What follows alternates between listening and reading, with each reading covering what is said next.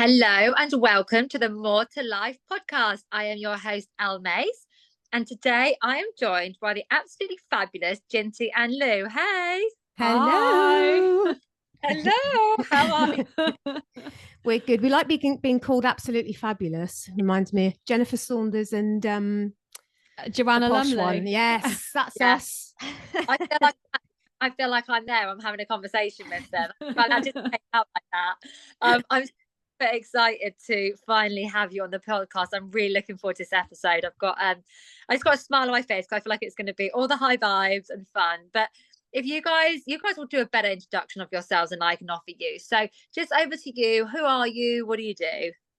So we are Lou and Jinty, and we are Womankind Collective. We have a podcast, a weekly podcast that comes out every Sunday.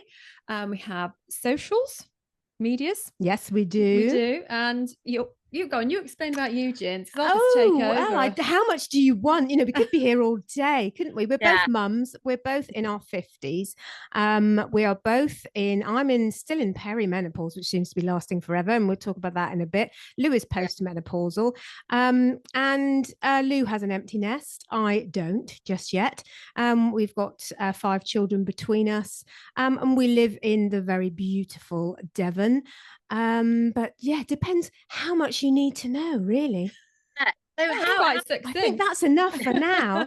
But yeah, the main thing we do is our podcast together and our Instagram to spread the word about women's health generally. But it seems to come back to menopause and midlife quite a lot.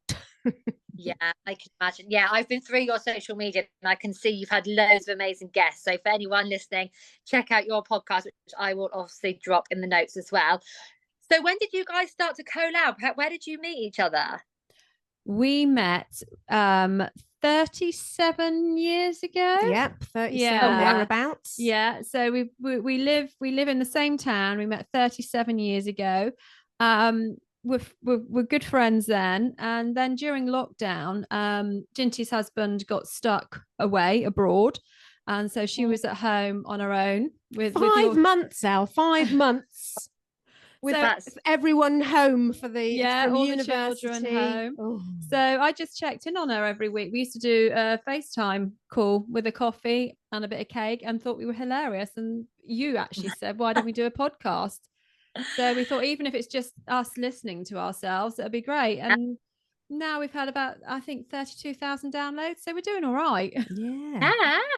That's amazing. So you've been your podcast probably been about 2-3 years then. Yes, about 2.5 years ago we started it, and it's sort of stayed a similar format from when we started our FaceTimes. We used to recommend books to each other, a bit like everybody did around lockdown. And the worst thing, you'll understand this, Elle, is you couldn't see your friends. And I think particularly for any person going through either pregnancy or menopause, anything particularly hormonal, we all need our friends, and that's where we just thought, you know what, we're having a laugh here, we're helping each other. What are our friends doing? Do they need a bit of help and a bit of a laugh along the way? We don't take anything too seriously, apart from what needs to be taken seriously. And it turns out a few people did want to listen. So I love it. Someone mentioned you two to me from the 6 Degrees networking, and I instantly got this kind of like energy from you. Like, you guys are going to be fun. I love the fact that, you've got this friends connection, like women empowerment, because ultimately friends are so important. And especially with everything that we go through in terms of, well, just in general, work and life, but pregnancies and children. And I'm guessing you kind of touched there on being in COVID on your own for 5 months with your kids at home. Is that right? Yeah. That's such a challenge. Yeah. And so having that support system and that kind of like women supporting women is just so important. Definitely. I think we wear many hats, don't we, generally? And it was nice to not be just defined as the mum. I mean, my children were older. A couple of them were back from uni and one was younger, but even so, when kids come home, let me tell you, they just act like they're all about 8 years old. Doesn't matter how old they get, you know, they don't pick things up off the floor. Can't find a mug. No, got no towels. They nick your makeup and everything. Yeah. So yeah, it wasn't easy, but it was then that I really found out, having had all your friends kind of almost taken away from you, that I really found out that although we wear many hats, a very important hat is one of friendship and getting the girls together, that sort of female sort of friendship, that old red tent kind of women's circle kind of feel. Yeah. It's therapy, isn't it? It is therapy. Yeah, I get more out of my friendships than a therapy sometimes. Yeah, it's so, and we can also so easily not do it as well, like because life is so busy with work and everything, we can so easily say no to the coffee in the evening or the walk with a friend, or you know, because we're tired. But actually once you're there, you know, it's definitely the right decision and it's really beneficial, but it can often just be like getting there and doing it.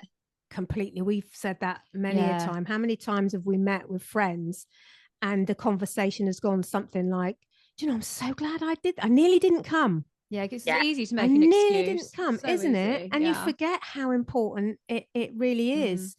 And I know you're going to ask about this in a bit, but just briefly touching on menopause, when I was in early perimenopause, and this is hindsight looking back, I didn't know I was in perimenopause, mid-40s, I stopped nearly all social contact because I couldn't be bothered. I was knackered. And to be honest, I talked myself into the fact that I didn't really need it. So what if I'm, you know, 46 and curled up in my gym jams with a cup of tea at, you know, 9 o'clock at night and everyone else seems to be out, and I didn't really care. And it's not until you get your hormones sort of balanced and sorted. And now I'm thinking, this is partly why we do what we do, Lou, isn't it? Because now I'm thinking, God, I would have missed out. You'd have missed out on me. I would have missed out on you, all the things we've done together, all the nights out, the days out, and all that knowledge, Elle, you know, all that fantastic wise women knowledge that is just wise women knowledge. And this is where I'm really interested, because I'm 34. I'm not perimenopause. I don't know when it's obviously going to come for me, but I'm not experiencing it at the moment. I've got, like you guys, I've got children, I've got 2 kids, I've got a third soonish to come. Congratulations. Oh, that's so exciting. So I think I've got 9 weeks left or so. But yeah, so I'm like, wow, I feel like I've already been through it. I feel like my body's already been through it, like with these children and stuff, you know, love them dearly. But I'm like, I work with a lot of clients who are post, pre-menopausal, the whole lot. And so I see the effect it has on them.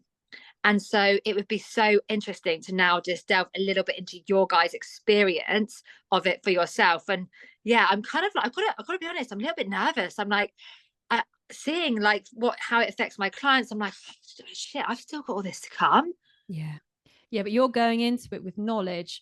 Yes, because there's so much more out there now. When we went into it, I mean, I was definitely in my late 30s, early 40s when I went into it, and there was no knowledge. There was no joined up thinking. There was no irregular periods, anxiety, aching joints, or a brain fog, and a myriad of that, did we? Yeah, you just thought you were, you know, or what I actually was Googling early onset dementia at one stage, because you just don't know. And obviously osteoporosis and osteoarthritis. I mean, my Google search history was just like a medical encyclopedia, I think, wasn't it? Yeah.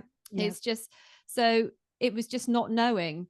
Whereas I think you're in such a prime position, because you're going to go into it and go, right, this is happening to my body, so this could be this, and you can start joining those dots so much earlier. I agree with Lou. I think firstly is to point out to you, Elle, and anyone else listening that's sort of younger, to it's easy to say don't fear it, but but really, knowledge is power, isn't it? And the more you know, we're trying to raise awareness so that people can go into it and knowing what to expect. A bit like pregnancy. Everybody tells you everything about that. In fact, more than you really want to know. And yet we got to this stage without knowing anything. And to be honest, it can be absolutely wonderful, and it can be liberating, and it can be one of the best things that can ever happen to you. And sometimes it can feel like you're going right back to being a child again, and you can get away with stuff, and you don't have to do all the can I say shit that you had to do. You don't have to put up with stuff. But if you don't know what's happening to your body, like Lou said, if you're aching all over, if you can't sleep, if you begin to think some people we know thought they had cancer, Alzheimer's, they've been wrongly diagnosed with a lot of things, when all it came down to was their hormones changing. And once you know that, there's nothing to be afraid of. It's a time for transition if you want it to be. I think it's all about acceptance, really. Definitely. I mean, it's called Second Spring, and it's called Second Spring for a really good reason. And then, as Jinty was saying, 51% of the population will go through some form of menopause, whether they have a lot of symptoms or hardly any. Not every woman will give birth, but there's more about birth and pregnancy than there is about menopause. And that's the stigma and taboo surrounding it, because obviously then you're not, as a woman, you're not fertile anymore, you're not producing, you're old crone. Yeah, but you're not. It can be, once you get over everything, it's a very exciting time in your life. It is liberating. It really is. And so for us, for both of us, I think it's our perimenopause is, apart from I'm still in it now because mine seems to be going on forever, but it's more in hindsight, as I said before. So Lou can look back and think it was her late 30s that started, but it's very much in hindsight, and that's why it was a bit scary for you, wasn't it? Most definitely. And you started sort of, your joints were bad, weren't they? Joint pain. Get down the stairs. It was like an 80-year-old woman. Yeah. And that's quite a common symptom.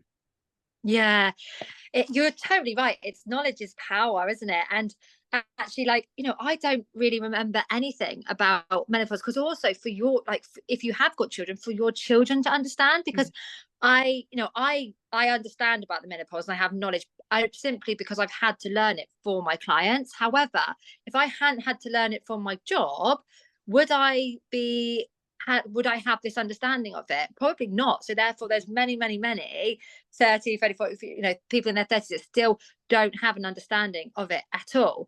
And actually, because my kind of first memories of menopause is just Davina McCall chatted about it a few years ago on like a telly program, but it was still like, oh, that's way off, ignore it. But actually we don't realize that perimenopause can start so much earlier than, because you kind of think, oh, I'll forget that, I'll look at that later on. But then I've seen so many people that are having huge changes in their 30s, and that's young still. Well, let's talk about perimenopause. I mean, that was a word we didn't know until we were over 50.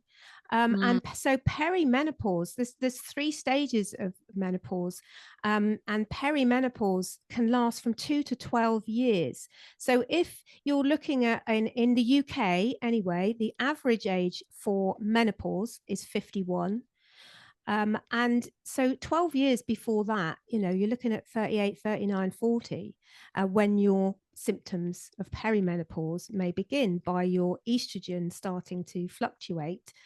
Your eggs aren't producing the same amount, or at least it fluctuates. Sometimes, some months it may be more, some it may be less. So it's the fluctuations that make our symptoms really, really difficult. Then you move on, and we can talk about the symptoms in a bit if you like, but then you've got the menopause, which everyone talks about. And I think one of the most surprising things is, how long does the menopause last, Lou? The actual menopause? 1 day. 1 day. So this big build up for 12 years and you've got 1 day. Yes. So the menopause is actually the day for 12 months from your last period. if you're still having periods. I mean, both of us were on the Mirena coil. We didn't have a clue when our last period, the actual natural period was. Same with if you've if you've got the injection or, anything like that. And then as soon as that finishes, after 24 hours, you're in postmenopause. And people say to us, don't they, when will we be through it? Well, you're never through it. And that shouldn't be a bad thing. Postmenopause is then forever. You're not suddenly going to rest of your days suddenly start producing eggs again. So 12 years, it can. So that's, and like I say, it's those fluctuations that people find the most difficult for symptoms. Yeah, I mean, if you are somebody that is really struggling with perimenopause and you are in that kind of 10, 12 years, that's a long, long, long time. It's going to cause all kinds of mental health, isn't it? Depression, anxiety. If you are struggling with your joints or sleep or, all the symptoms that you kind of have already spoken about, but that's going to have a huge impact on somebody. Yeah. Oh, massive. Yeah, and that's why, having a medical professional, in your GP surgery or around you that actually understands and knows about menopause, it can be so helpful. I mean, it can be life-saving, really. Yes, quite literally. It can be, because the worry then for most people is they don't know what it is, so why I've coped all my life, or I've got young children, or I've coped all my life. Why have I suddenly got this anxiety? Why have I got this stress? Why can't I sleep? And that comes back to, as we said, the knowledge is power. And if you think, oh, hang on a minute, I'll get my little symptom checker, and these can be found, we'll give you the links. They can be found in all sorts of places. Over 40 symptoms. You just go through and you might think, oh gosh, I've got about 10 of those.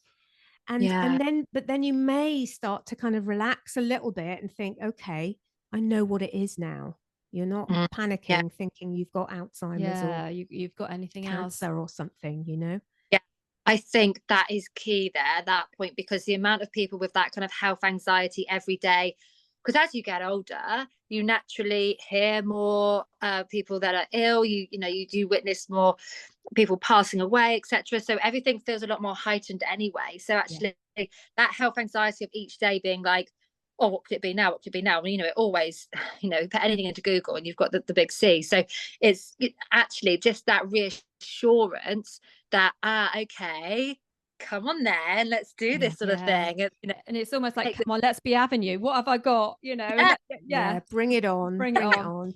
And if there are any symptoms, obviously, that you are particularly worried about, say to your doctor, is it cancer? Is it Alzheimer's? Because doctors don't know what you're going in for half the time. So if you're worried about one of those things, say you're worried about one of those things.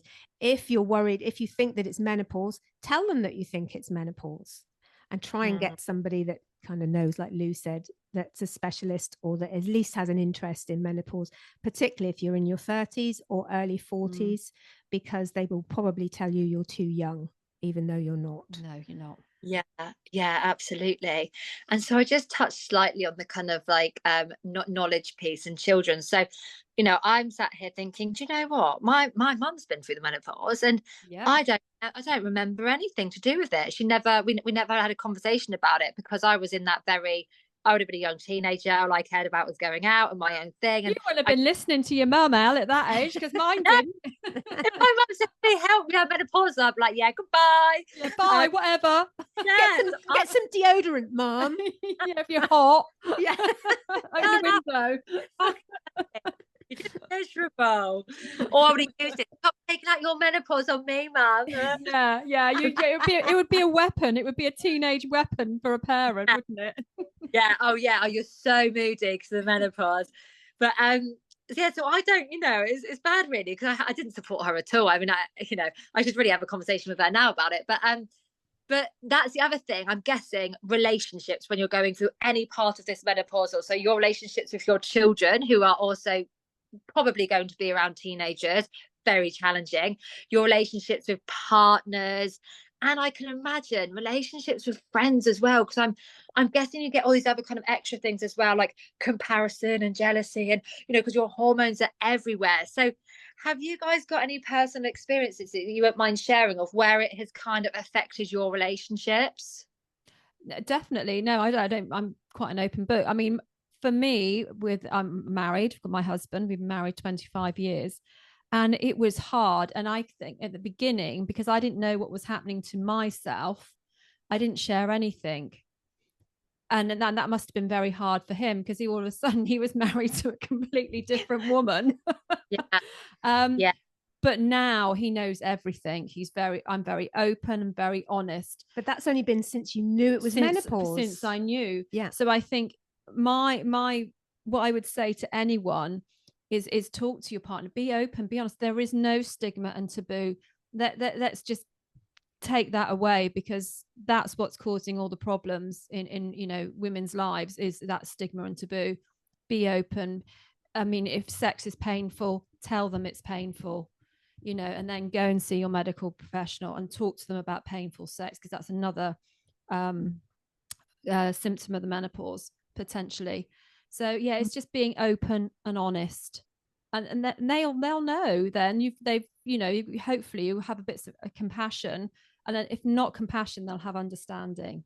I mean, we're great now, but communication is key. And what we found, and the same with mine, my youngest is 18 now, so he's sort of all of his teens I've been in perimenopause, and luckily I kind of knew it was perimenopause, not the first early years, and so I just discuss it, and we discuss hormones, and we found a lot of the people that we talk to, there are this teenage hormones, menopause hormones, all in the same house. And quite often, once they can be open, they can talk about it, so maybe you've got a teenage son or daughter. My sons talk about it really openly. They don't mind. They can come, how's your hormones today, mum? Mine are like this and mine are like this. And actually you can, rather than push you both away, which it would do if you didn't mention the M word, it kind of actually sort of, it can bring you together. But I think I'll move on from what Lou said about the painful sex, because it's definitely one to get in. One of the most important symptoms is a genitourinary symptom of menopause, which affects your bladder. So urge incontinence, stress incontinence becomes, this becomes worse if you've got that, and a bit more frequent. And pain and sex can be painful, and the dryness. So one of the symptoms when you lose your estrogen is everything gets dry, because there's estrogen receptors everywhere, literally from your eyes, in your brain. Fat cells have estrogen, and as your skin needs that lubrication, and so our skin around our vagina and vulva are quite thin already. So if this gets really much thinner, and you never look at your vulva or your vagina, so you don't know you're normal, it can obviously, sex, anything, even putting a tampon in or having a cervical smear can become really painful, because the skin's really thin and it can bleed. And one thing I want to say about that is, don't be scared of that. It sounds horrendous. There's all you have to do is have local estrogen. And it doesn't, it's not systemic. It doesn't go throughout the body. So if you're frightened of HRT, you shouldn't be. But if you are, this only stays in the vagina, and it can really, it can help your urge incontinence, your stress incontinence, and all those other things Lou was talking about. Cream or a pessary. It's very, very simple. And it can make life twice a week. Yeah, so different for you. Yeah, and I guess that is just that step of reaching out to either a friend and asking them what they do, or telling them, or medical professional. And just on the medical professional, actually, I don't know if you've got any advice, because I know I'm hearing a lot of this at the minute from people, not necessarily menopause, but in this context, menopause is trying to get a doctor's appointment at the moment is like impossible. And even trying to get a doctor to kind of call you back, obviously we know that all of the pressure and the stress that they're under. So what would be your advice to someone who, maybe isn't getting in front of their doctor, and like they may be getting a little bit more nervous about how they actually deal with this and approach it, or maybe they're not being they're not kind of like putting themselves forward so much, so they're not getting the support? I would find the information first. I was going to say, there's a good app called the Balance app, and there's a letter on there, isn't there? A GP's letter, and there's a letter, there's a form, there's a thing you can fill in, note all your symptoms down, which you can print out. This understanding, sorry, I'm showing it rather than on, if you're just listening, you won't know what I'm doing. It's a booklet by menopause support Diane Danzybrink called Understanding Menopause, and you can get it, and we'll give Elle the link. You can get the PDF. There is a checklist in here, and it tells you what to do about making your doctor's appointment. There's checklists for all the symptoms, for vulval symptoms. We shouldn't have to, should we, Lou? No. But you need to get as educated as you can. Make an appointment if you can. Take a friend or a partner, because we know you tend to get upset as soon as somebody starts listening to, and usually by the time you've gone to the doctor about menopause, you can be either very depressed, very anxious, or sometimes your symptoms have affected you so badly that you get to the doctors, you have no, yes, exactly. So you get to the doctors and you cry and all they do is offer you antidepressants, and that isn't going to help your menopause. And it's also when you phone your GP surgery, you don't necessarily need to see your own GP. Ask them if there's somebody in their practice that specializes or has an interest in menopause, because that's the person you want to see. Your GP might be great at dermatology, or you have another specialism, but it might not be menopause. So I would say go find that person in your GP surgery, because there might not be any, but there are more and more coming through. So really important. Such advice, and that is such a great share. That point of like, you may have lost your confidence, and as you said that, it just brought back so many memories of people who have said to me, in sort of 40s, 50s, 60s plus, I'd love to do that, but I don't have the confidence. So, and I'm guessing a confidence piece is a huge part of this. Huge, massive, huge, and that doesn't come back until you sort of till you know what it is. And you can, some people find that once they go on HRT, the newer type of HRT, the transdermal type usually, that confidence starts coming back, and to the point it can come back much better than it ever was, because you don't have the same you don't have the, you don't give a shit anymore. You don't give a shit about anything. You were going to say the F word. I was going to say the F word. But but your body has changed internally and externally, because you've put weight on as well. That's another thing. Your body does change. I have to say, not always, but you do get more, don't you? More round the middle and everything else. So from what you were, your body has changed, and that can be a real confidence knock as well. If that does bother you, that has a knock-on effect to your motivation to exercise. Absolutely. And then you get more tired, so you don't want to exercise. Then you put on more weight, and it's this circle that kind of goes. It is, yeah. A hamster wheel, yeah. So what I know from my industry is, if you've been a dieter in your years, maybe your teenagers, your 20s, your 30s, even from childhood, I was dieting at the age of 10, you are more likely to struggle during menopause with your weight and the hormone changes and everything.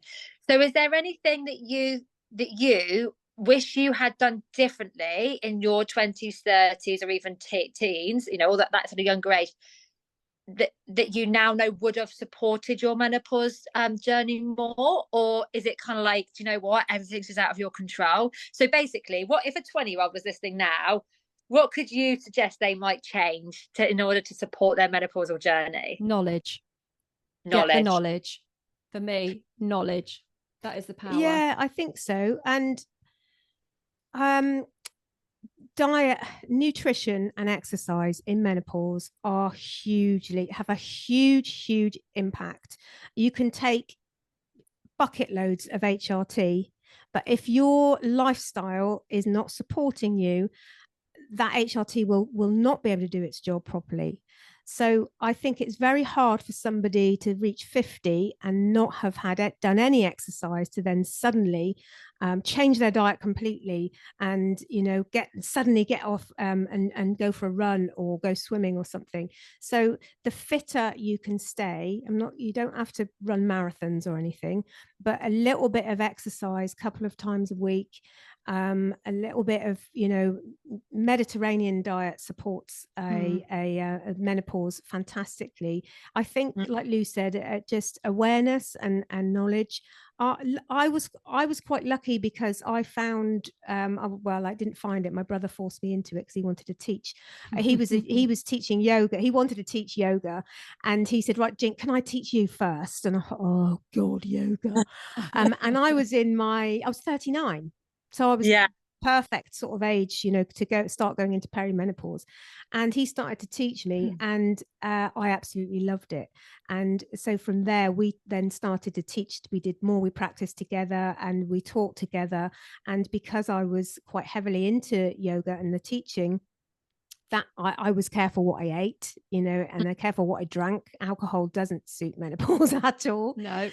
So I consider myself quite privileged that I went into menopause at, you know, a quite good condition, but it still hit me like a truck.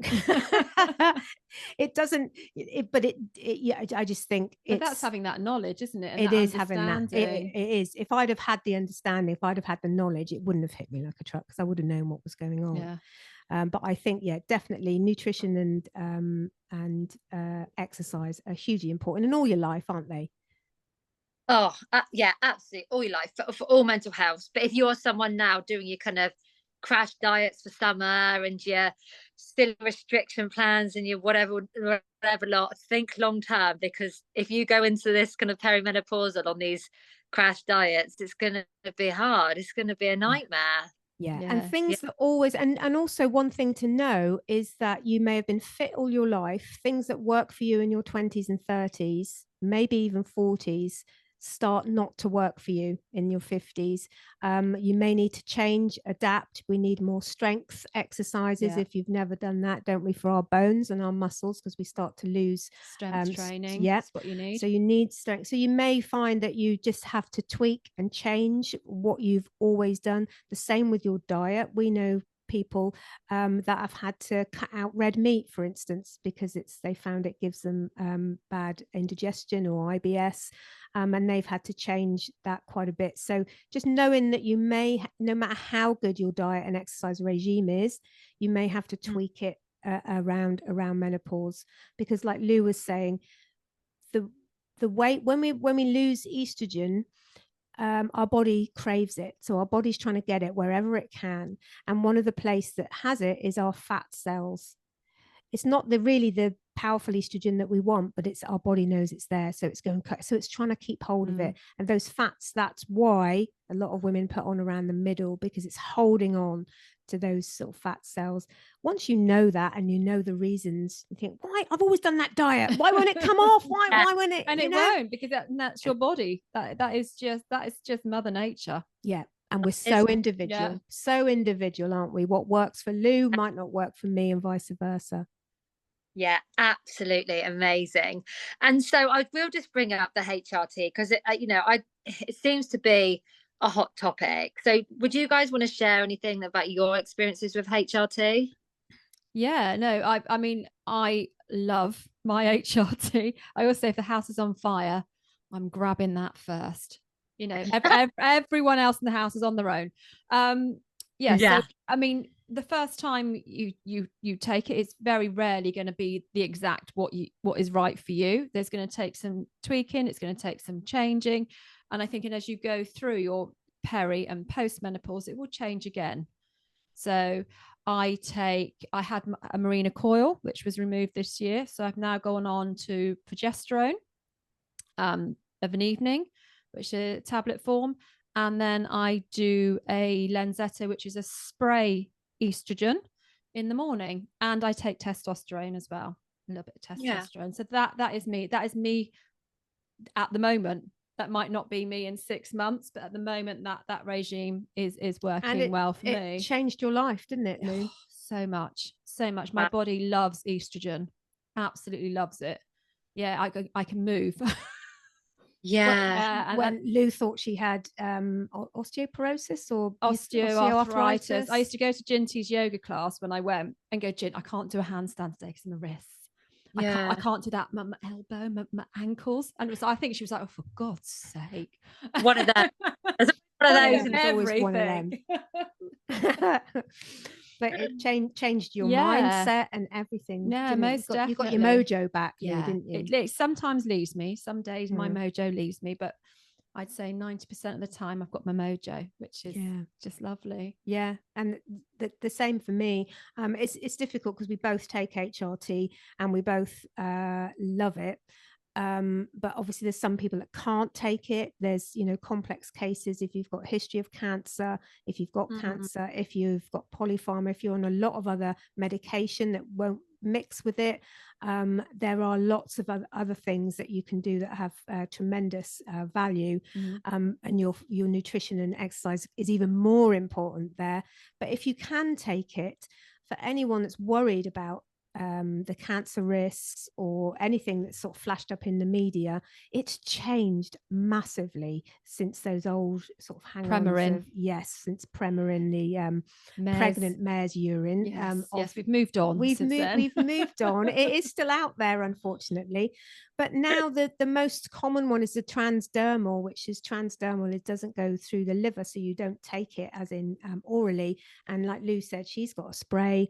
You can spray it on your skin. You can use a gel, so you just rub on some estrogen in the morning.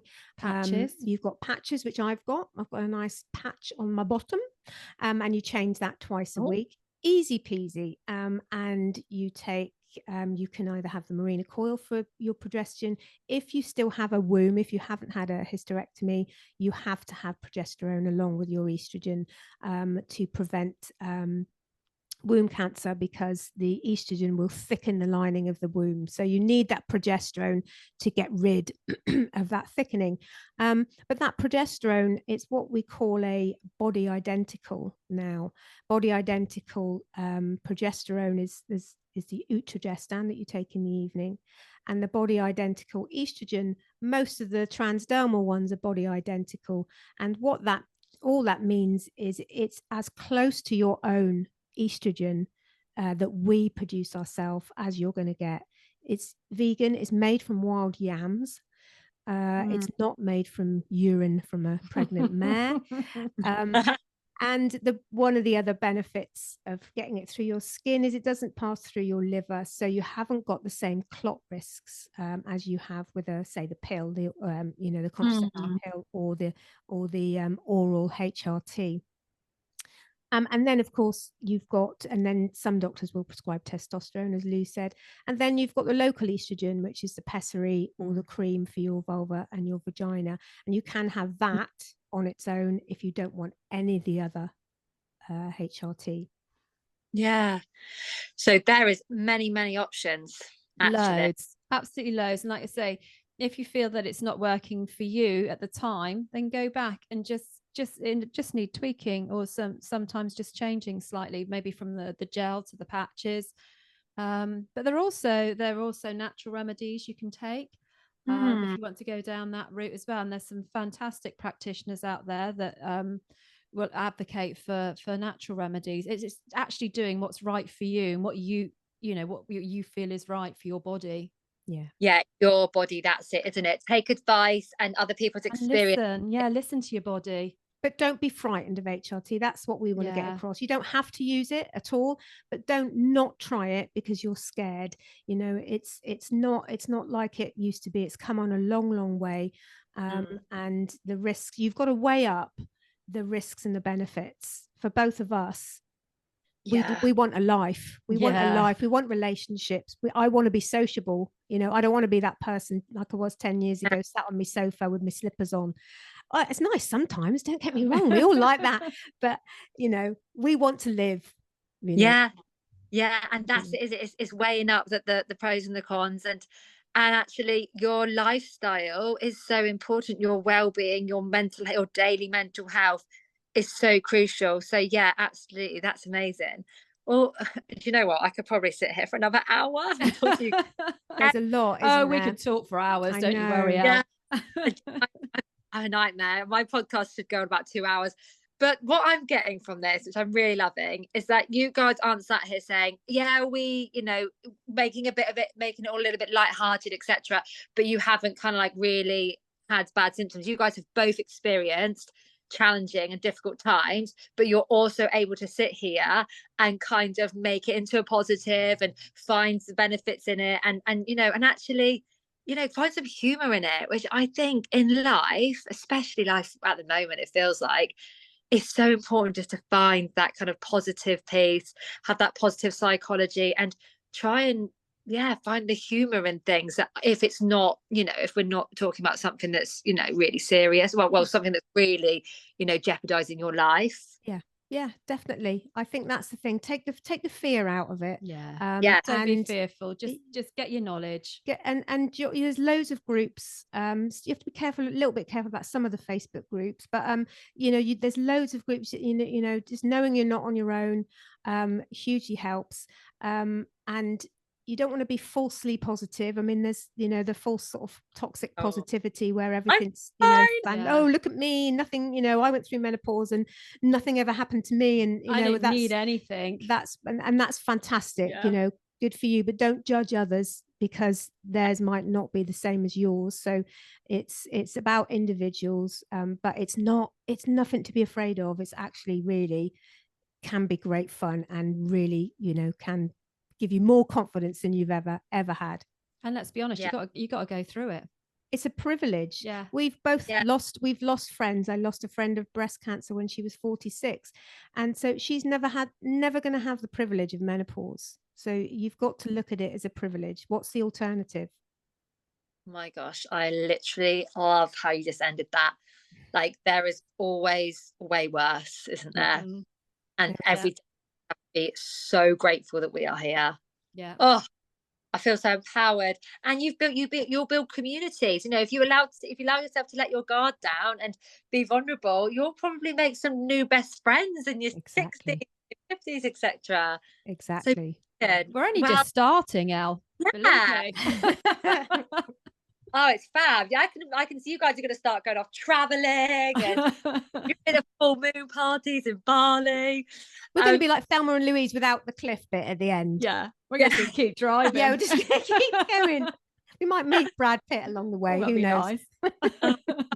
Fabulous. So where can people find your podcast and your Instagram?